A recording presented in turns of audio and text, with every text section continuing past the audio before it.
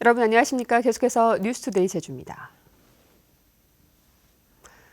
지난해 대법원의 무효 판결로 공사가 중단된 서귀포시 예래동 휴양형 주거단지를 정상화하겠다며 최근 국회가 제주특별법을 개정했는데요. 개정된 특별법이 헌법에 어긋난다며 이번에는 토지주가 헌법 소원을 제기하면서 또다시 법적 공방이 벌어지게 됐습니다. 김찬년 기자입니다.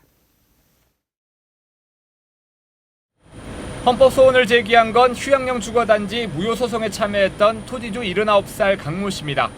강 씨는 개정된 제주특별법에 유원지의 범위에 관광시설을 포함시키고 설치 기준은 제주도 조례로 정하도록 한 것은 위헌이라며 헌법 소원을 냈습니다.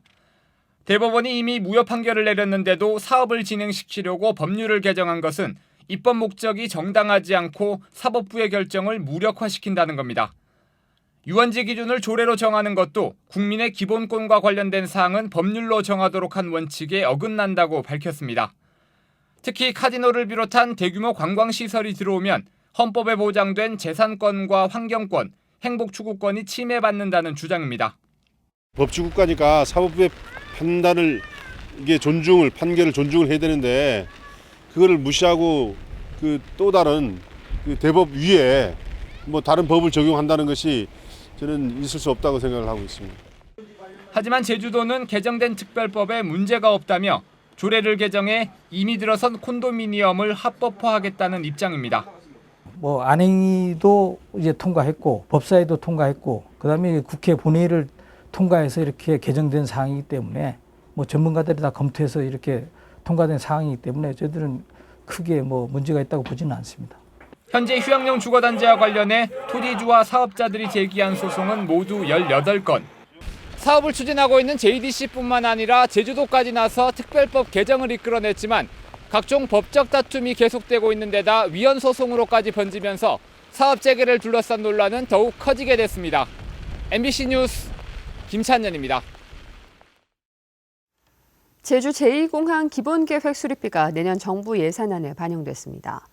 제주도에 따르면 내년 국토교통부 예산안에 제주 제2공항과 김해 신공항 개발 기본계획 수립 용역비로 95억 원이 편성됐습니다. 이번 용역은 활주로와 청사의 규모, 공항 이용 교통 계획과 전력과 통신시설 등에 대해 1년 동안 진행되며 제주도는 기본계획과 별도로 주변 지역 발전계획 수립 용역을 추진합니다. 제주공항의 교통난을 해소하기 위해 공항 안에서 렌터카를 받거나 반납하는 행위가 금지됐습니다. 주차장을 가득 채웠던 렌터카들은 모두 사라졌지만 셔틀버스들이 한꺼번에 공항 앞으로 몰리면서 혼잡이 빚어졌습니다. 박주연 기자가 보도합니다. 도로 한복판에 렌터카 업체 차고지로 가는 셔틀버스가 서 있습니다. 오가는 차량들 사이로 관광객들이 셔틀버스에 타는 아찔한 풍경이 연출됩니다. 셔틀버스가 차로 4개 가운데 2개를 점령하면서 리무진 버스와 일반 차량들까지도 엮여 연신 경적을 울려댑니다. 차들이 다 세워져 있어서 들어오는 데가 좀 혼잡하고 또한 승객을 승차시키고 이제 출발할 적에 또 차들을 세워버리니까 접촉의 우려성도 있습니다. 붐비던 게이트 앞과 달리 셔틀버스 임시 승하차장으로 마련된 옛 렌터카 주차장은 이처럼 대부분 비어 있습니다. 셔틀버스 승하차장을 만드는 공사가 2달 동안 진행되는 데다 출입구도 좁기 때문입니다.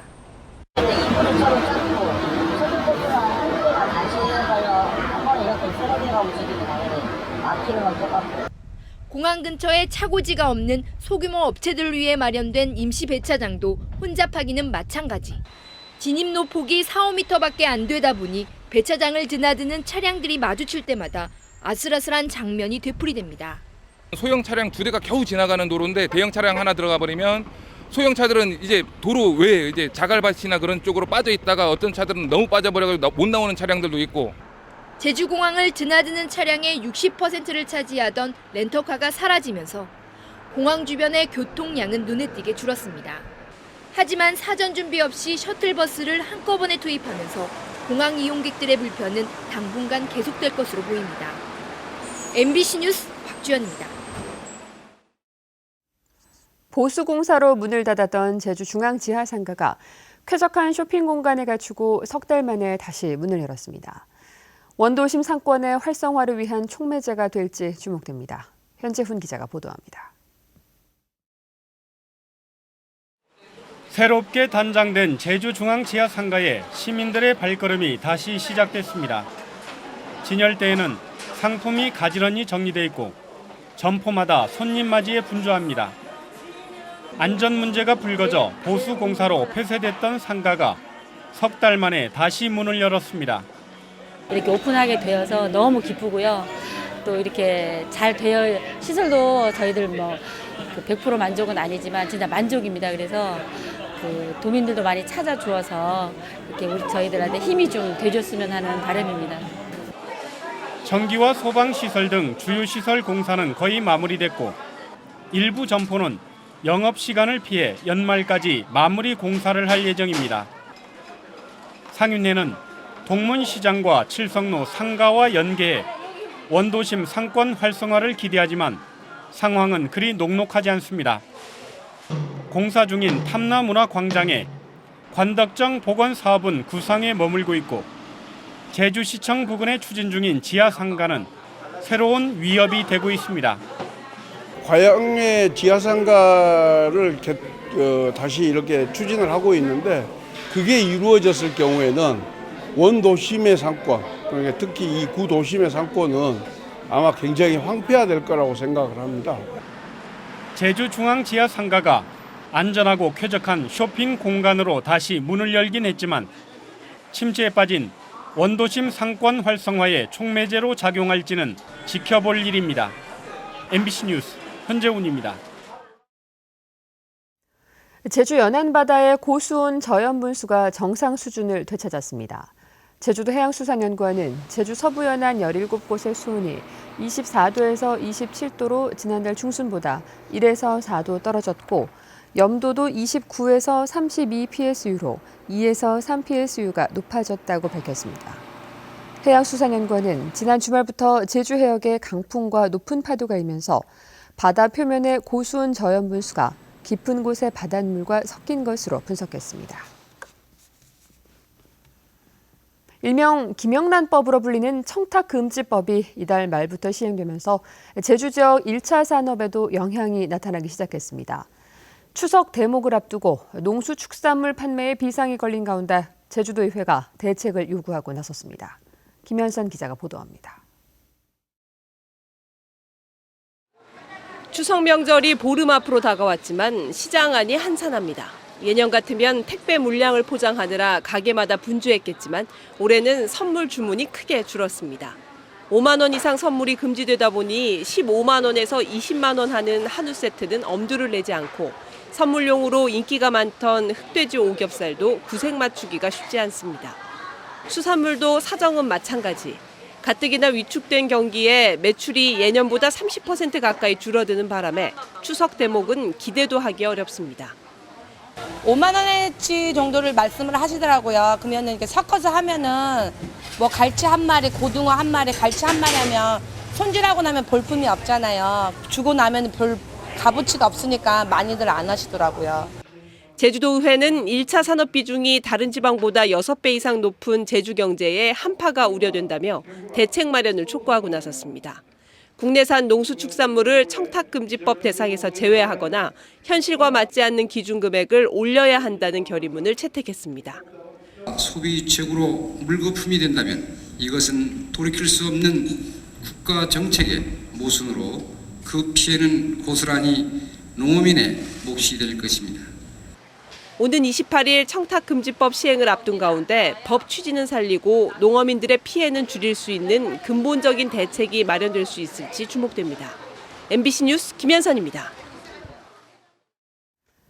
제주 연안바다에서 비브리오 폐혈증균이 검출됐습니다. 제주도 보건환경연구원은 지난달 26일 도내 11곳의 바닷물을 조사한 결과 3곳에서 비브리오 폐혈증균이 검출됐다며 어패류를 충분히 익혀 먹거나 상처난 피부가 바닷물에 닿지 않게 주의하라고 당부했습니다. 제주에서는 올 들어 비브리오 폐혈증 환자 2명이 발생해 이 가운데 1명이 숨졌습니다.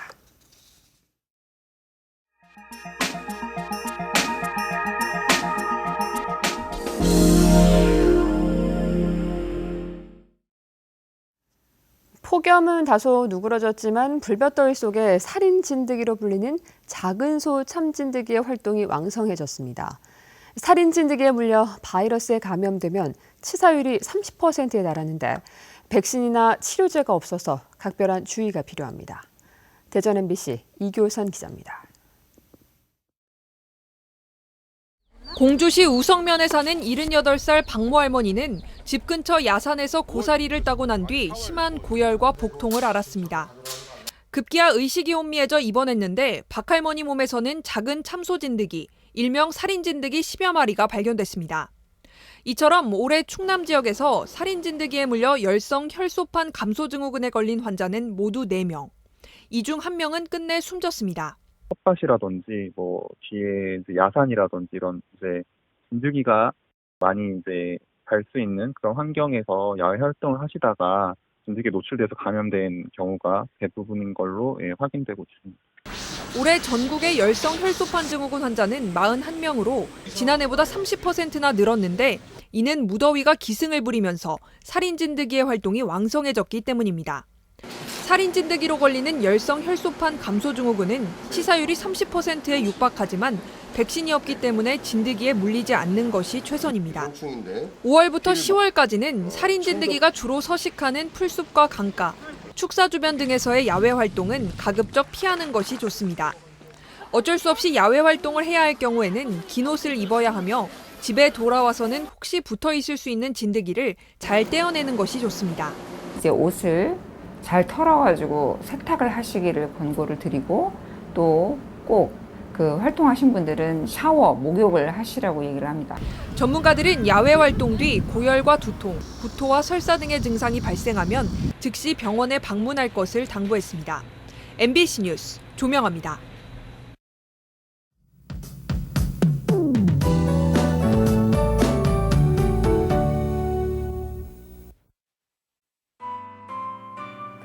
네, 아침 출근길 전 지역에 비가 오고 있습니다. 이 산간에는 호우주의보가 내려진 가운데 한라산 윗세오름에 지금까지 100mm 넘는 많은 비가 왔는데요. 앞으로 10에서 많게는 40mm가량의 비가 더 내리겠고요. 비는 낮부터 점차 그칠 것으로 예상됩니다. 하지만 비가 그치고 나면 오늘 밤부터 바람이 강하게 불면서 피해 없도록 유의하셔야겠고요.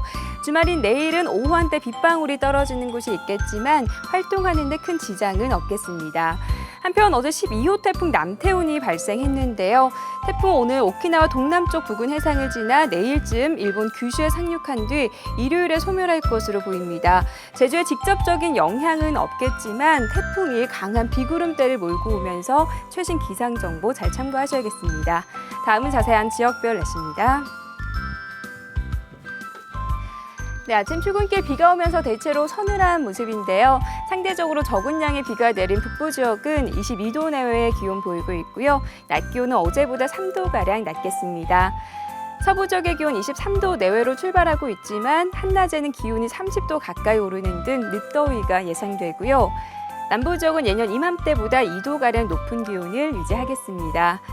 네, 현재 동부 지역의 기온 23도에서 24도, 낮 기온은 27도 안팎을 보이겠습니다. 많은 비가 내린 산간에는 가시거리가 짧고 노면이 미끄러운 곳이 많으니까요. 장거리 운전자들은 교통안전에 각별히 유의하셔야겠습니다.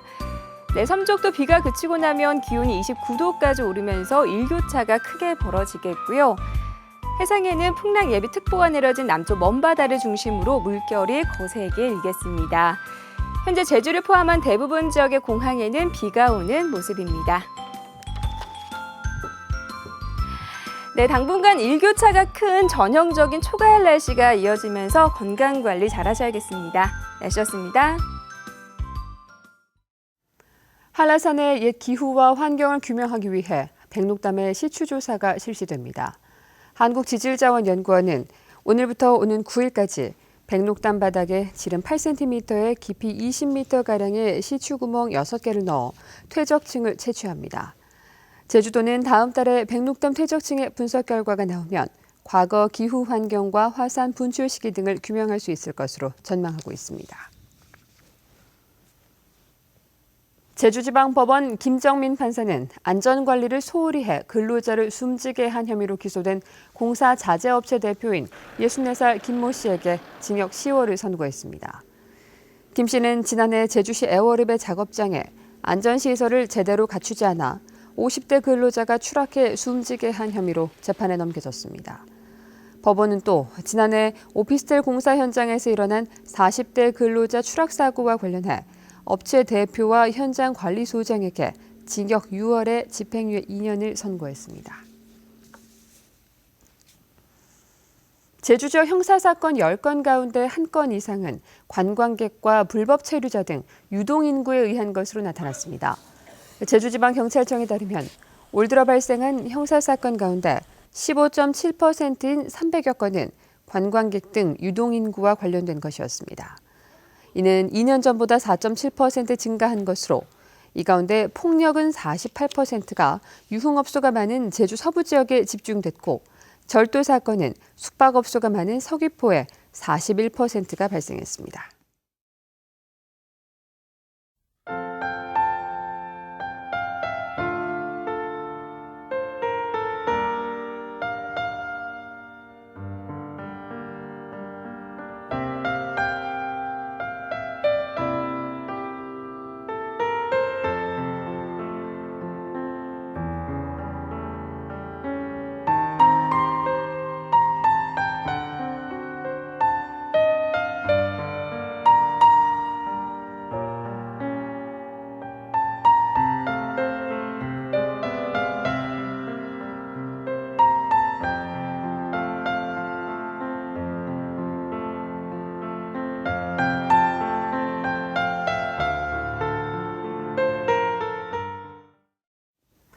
뉴스투데이 제주였습니다. 여러분 고맙습니다.